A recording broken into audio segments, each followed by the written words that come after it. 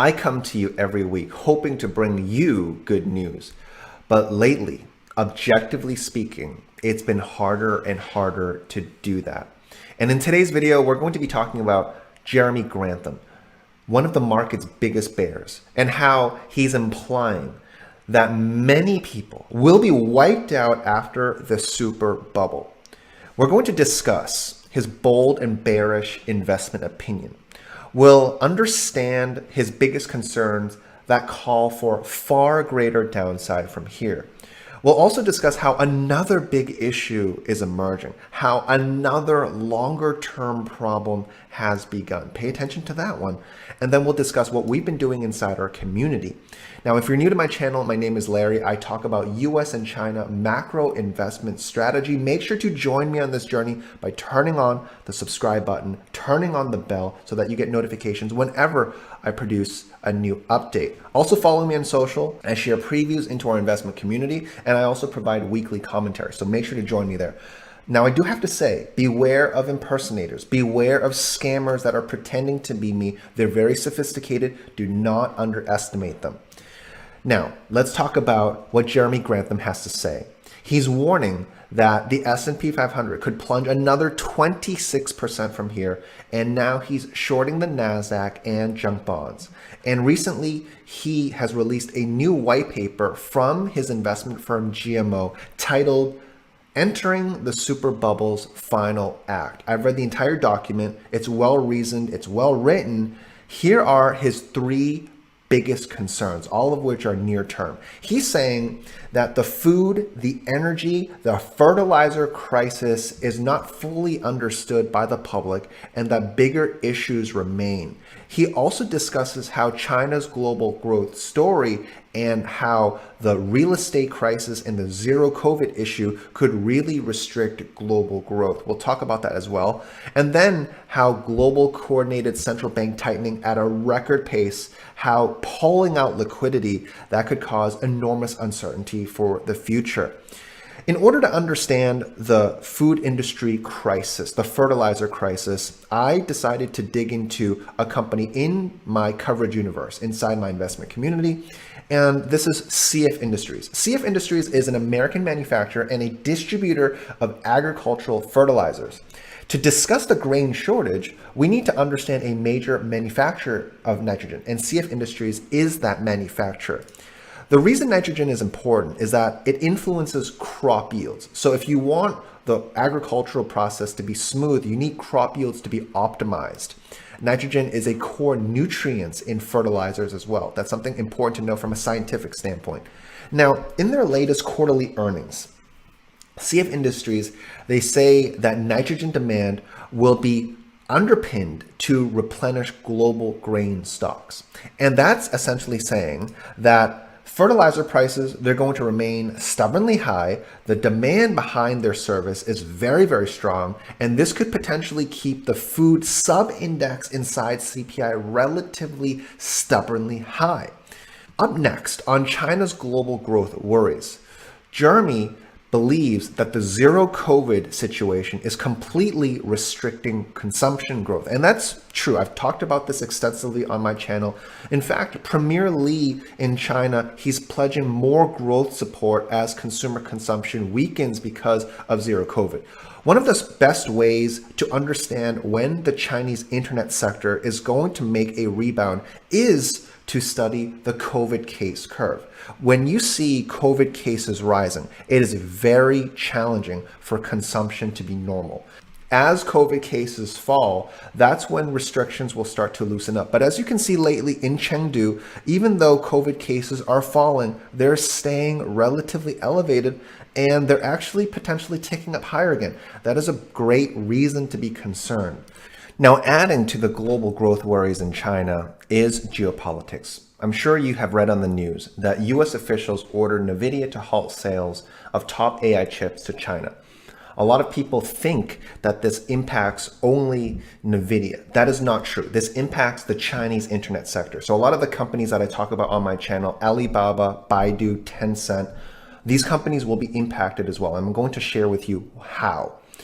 You can see here that the US NVIDIA chip ban is a direct threat to Beijing's artificial intelligence ambitions. And here's the way that the Chinese internet sector will be impacted. You see, the cloud segments within Tencent, Alibaba, and Baidu, they rely on sophisticated AI chips, in some part to NVIDIA. And halting the NVIDIA chips exports to China will indirectly slow down the cloud infrastructure development. So this means that it's possible that valuations will once again, for these segments specifically inside their business, they'll have to be reassessed. And this is yet another headwind that we have to pay attention to. Most people haven't picked up on this fact, but if you're watching my channel and you follow me closely, I want to share this insight with you.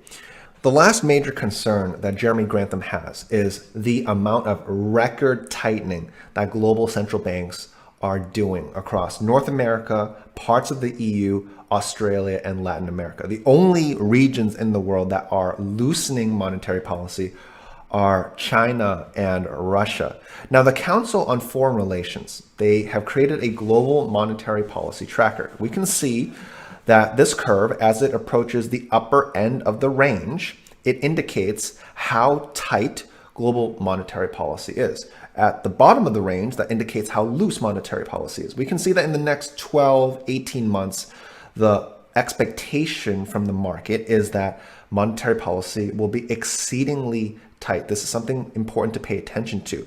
So in response to all of the worries happening in the world right now, here's how Jeremy is positioning his portfolio. Some of the biggest mega cap tech stocks like Microsoft, Apple, defensive names like United Health, Coca-Cola, Johnson & Johnson. You can see here some of the major positions that he has are very defensive in nature. They've got large moats around their business, and they've got large free cash flow generating opportunities. So that's how he's personally positioned. And now I want to take a moment to talk about today's sponsor, Aura. Aura is an identity theft protection, fraud monitoring, a VPN, password management, and antivirus software all combined into one easy to use app. Now, I don't know about you guys, but I keep getting these strange messages on my phone. And from what I've heard, many of these conversations attempt to build trust with the person they're talking to, and then later discuss crypto opportunities or other shady business dealings. Now, here's the problem. I don't know how they got my phone number. What I do know is that it's a scam. And now more than ever, there are many scams and identity theft crimes happening. Just imagine trying to log into your email account one day only to see that your password was changed hours ago, and then you get notifications of activity from your bank, credit card statements, or investment accounts.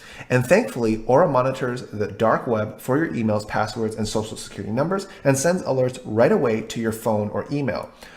Aura also gives you near real-time alerts on suspicious credit inquiries, and their VPN allows you to stay anonymous online while keeping your browsing history and personal information safe and encrypted. Protect your family and yourself from identity theft at aura.com/Larry, also linked in the description below. And if you sign up right now, Aura will give you a 2-week free trial with my link so that you can see for yourself how many times Aura has found you or your family members' personal info on the dark web. So take advantage of this offer. You won't regret checking what's out there. And with that said, let's get back to the video. Now we get to the most important part of the video, and this is the road that lays ahead. There's a very important date coming up. It's November 8th, 2022. This is when the US midterm elections will be held. This is going to be one of the most significant pivot points of the market, and I will explain to you why in just a moment. Before that, I need to give you some context. In the last several weeks, months, Biden's approval rating has gotten a big bounce from young Americans. Why is this? He has passed the Inflation Reduction Act, and he's also forgiven up to a certain amount in college loans. On top of this, his administration has focused on the CPI reports and looked at what areas can the White House control in terms of price pressure.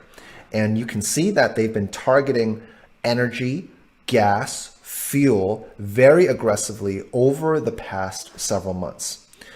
Now, Biden's approval rating has gotten a big bounce because gas has fallen from $5 a gallon just several months ago, back down to around $3.70 recently, at least here in my state of Massachusetts.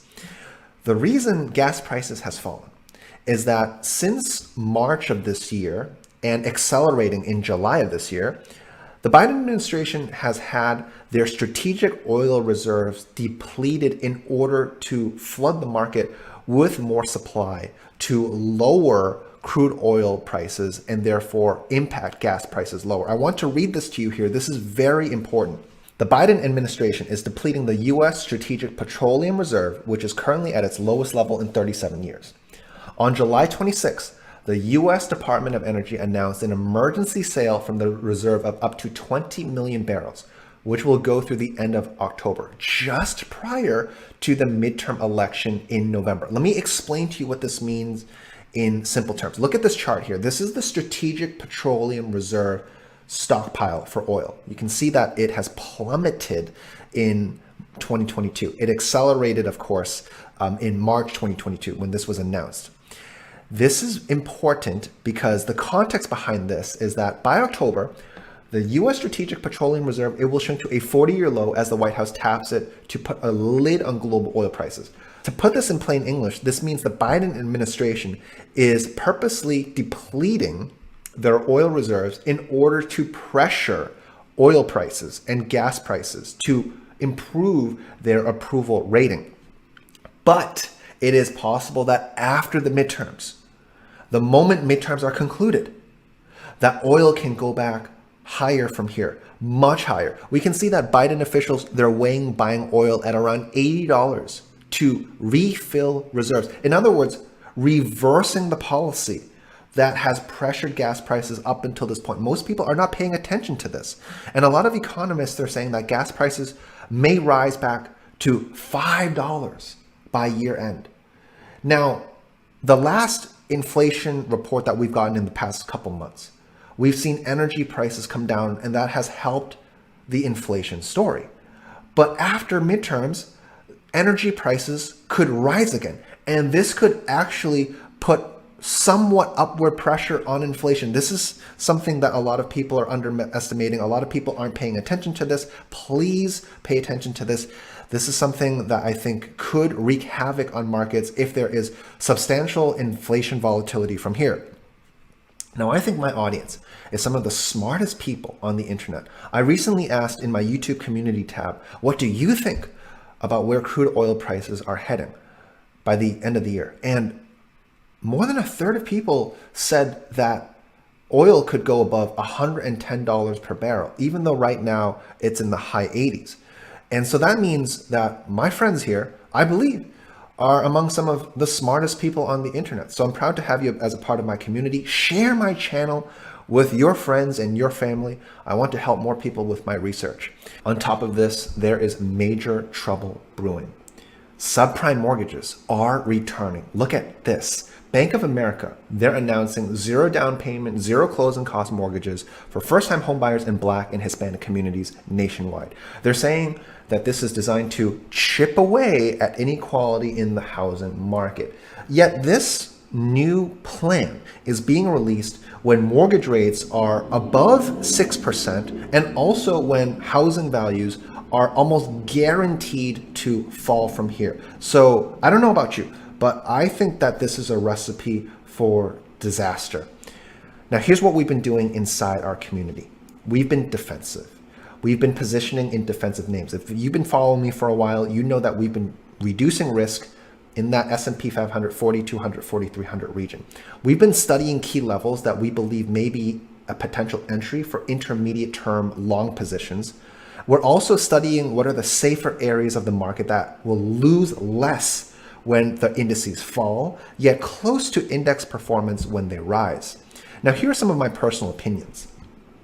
I believe that China has a favorable macro setup compared to the US because of the QE in China, QT in the US dynamic. However, China's economy is under the mercy of the zero COVID policy. So the timing of re-entry, re-addition into the Chinese internet sector needs to be taken with great care. And as of right now, I believe that the entire market is a big trading battleground and that long-term investors need to approach with great caution, lengthen their time frame, increase the level of patience. I believe that within 18 months, people who are smart and use their time wisely and previously didn't own a home will soon get a chance to do so from a real estate standpoint. I believe that within the same 18 months, that people who take on too much risk, get in at the wrong time, might lose everything that they have. So please be very careful. This reset will benefit some and it will devastate others. So follow me across my social media channels. Many people first come to me for my research. They end up telling their friends and family about me because of my dedication to their success. So join me in my email list, join me on my Twitter, join me on my Instagram. And then finally, I want to share one final note from Jeremy Grantham. And he once said that you don't get rewarded for taking risk. You get rewarded for buying cheap assets. And if the assets you bought got pushed up in price simply because they were risky, then you are not going to be rewarded for taking a risk. You are going to be punished for it. So that's some investment philosophy from Jeremy Grantham. Thank you to Aura for sponsoring today's video. Make sure to claim your free stocks from Moomoo when you open up a qualifying account. Link is in the description below. Thank you guys for your support as always, and I will see you in my next video.